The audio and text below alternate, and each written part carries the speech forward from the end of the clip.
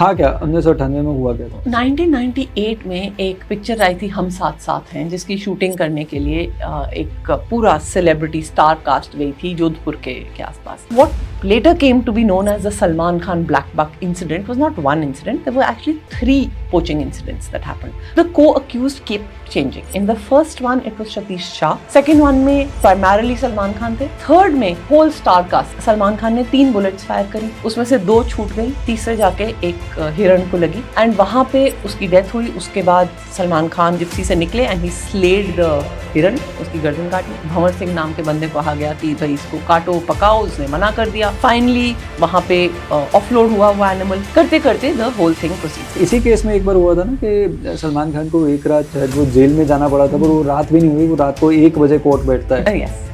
But कहीं पर इतना हाई प्रोफाइल मैटर होता है कि रात को अगर सलमान खान को जेल में जाना पड़ रहा होता है तो कोर्ट्स भी खुल जाते हैं, जजेस भी बैठ जाते हैं, सब लोग आ जाते हैं और ये इंश्योर किया जाता है कि Salman Khan never gets to spend the day और नाइट इन द जेल.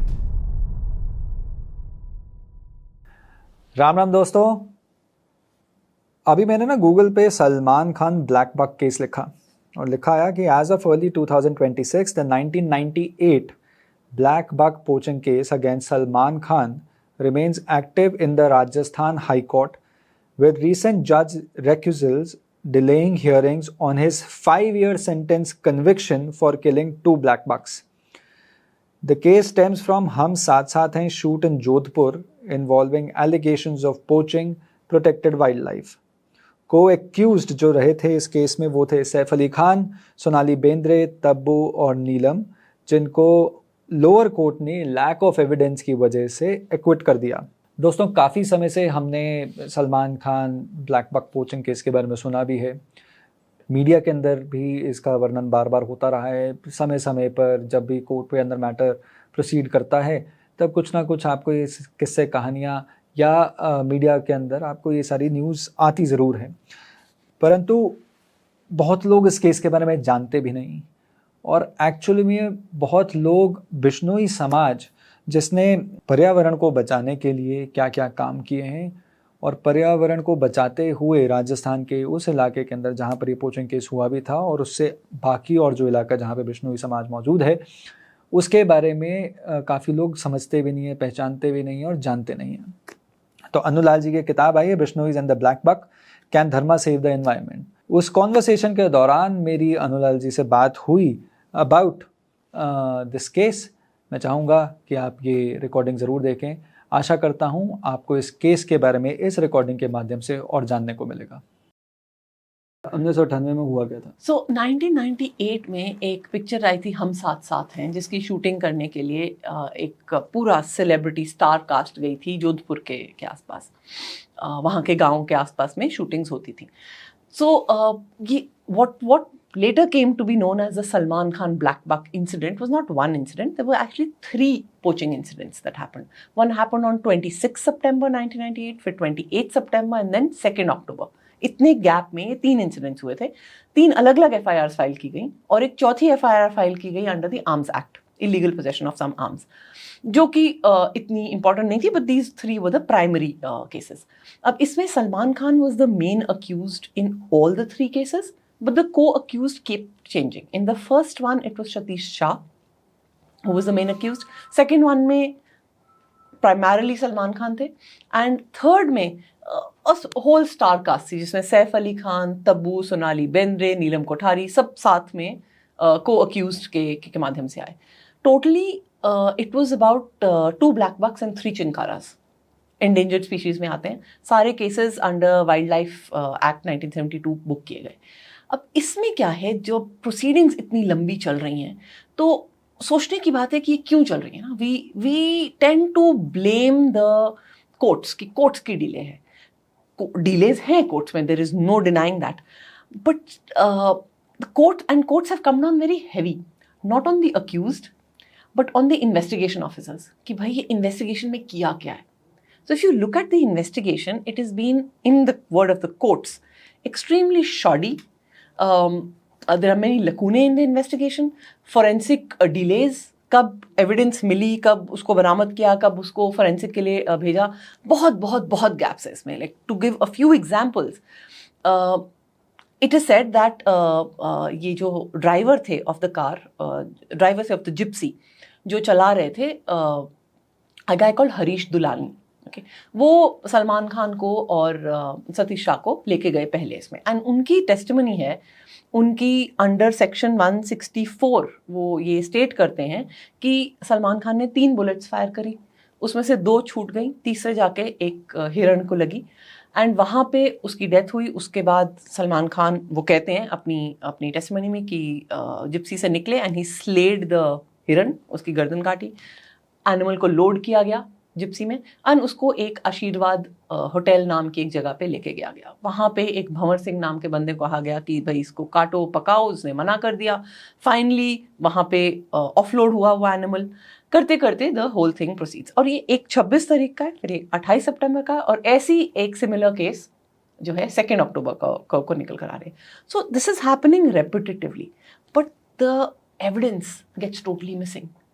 सो जो ब्लड सैंपल्स कलेक्ट किए गए from the hotel, they don't match the deer that was hunted.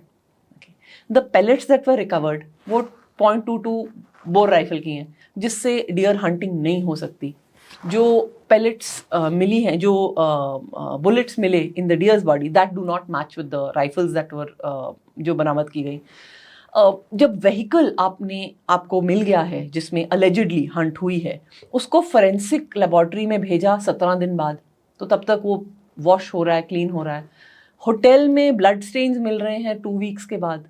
So the evidence is basically lost. एक जो स्टेट वेटनेरियन की report आई, जो पहली रिपोर्ट आई, they said that one of the black bucks died because of over eating. मतलब कौन सा wild animal dies of over eating?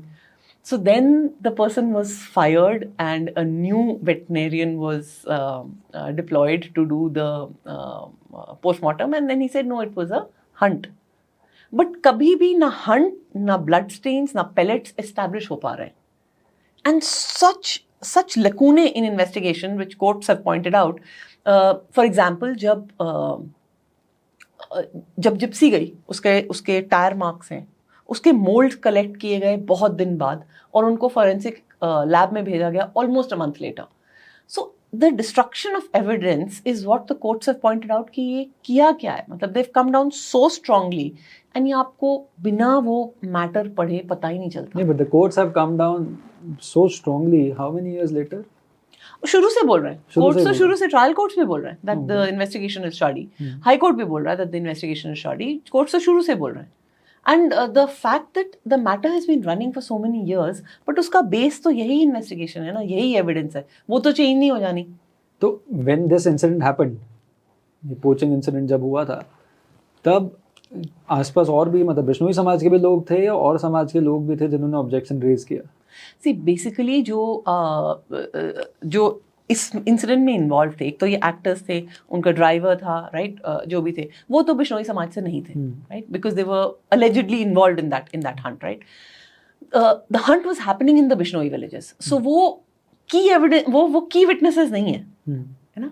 वो they are saying the case has been running on the Bishnoi समाज के बहुत सारे लोग have been called to the courts. एक दो witnesses को तो 68-78 times आके कोर्ट में उन्होंने डिपोजिशन दी है, but they are all saying कि हमने हेडलाइट्स देखी, हमने हंट की, हमने इसकी आवाज़ सुनी बुलेट की, हाँ ये यही लोग थे। बट कंक्लूसिवली प्रूव करने वाले जो आई विटनेसेस थे, हरीश दुलानी जो ड्राइवर था जिसकी टेस्टिमनी 164 में ली गई, उसको कभी क्रॉस एग्जामिन ही नहीं किया गया। तो his testimony could not be taken as evidence because in court कभी proceedings उसके against उससे कभी cross examination हुआ ही नहीं in court. So बहुत सारे procedural lapses, evidence destruction, chain of custody of the gypsy was never established. So बहुत सारे लकूने हैं in that case. So इससे आपको समझ में आता है, एक तो हो सकता है लॉज थोड़े वीक हों, और ऊपर से इन्वेस्टिगेशन अगर वीक हो तो I don't know what can be expect from the case, but हाँ केस चल रहा है for 28 years the case has been running. तो इट्स इंटरेस्टिंग हाउ जुडिशरी को या लॉ को यूज़ करके किसी भी तरह किसी भी डायरेक्शन में खींचा जा सके, वो इससे बड़ा एग्जाम्पल नहीं हो सकता है। इनफैक्ट इसी केस में एक बार हुआ था ना कि सलमान खान को एक रात शायद वो जेल में जाना पड़ा था, पर वो रात भी नहीं हुई, वो रात को 1 बजे कोर्ट बैठता है। Is it the same case? Yes. तो at the end of the day मतलब वी नो ऑफ जुडिशरी के कई बार मतलब कोर्ट्स के अंदर ऐसे सालों साल केस चल रहे हैं, बट कहीं पर इतना हाई प्रोफाइल मैटर हो जाए कि रात को अगर सलमान खान को जेल में जाना पड़ रहा होता है तो कोर्ट्स भी खुल जाते हैं, जजेस भी बैठ जाते हैं, सब लोग आ जाते हैं और ये इंश्योर किया जाता है कि Salman Khan never gets to spend the day और night in the jail. But you know my thing is वो एक दिन कोई बिताए कि 15 दिन बिताए कि जुडिशियल कस्टडी में बिताए कि ना बिताए, eight the end of the day अगर एविडेंस ही कंक्लूसिव नहीं है, उसमें से कुछ निकल कर आने ही नहीं वाला, then what are we working with? And these are not my words, these are the court's words, that there are such lacunae in the investigation. इलाका कौन सा था ये एग्जैक्टली? ये जोधपुर के पास था, ये तीनों गांव जोधपुर के आसपास के हैं। इनफैक्ट मैंने एक मैप भी प्रोड्यूस किया है अपने किताब में, मैं आपके साथ शेयर करूंगी। तो ये 3 हैं, एक घोड़ा फार्म केस, एक कंकड़ी गांव का केस और एक भवाद का केस। ये तीनों लगभग अगर आप अभी जाएं तो आई थिंक जोधपुर से लगभग 1.5 घंटे की दूरी पे, 1.5-2 घंटे की दूरी पर ये गाँव रहेंगे।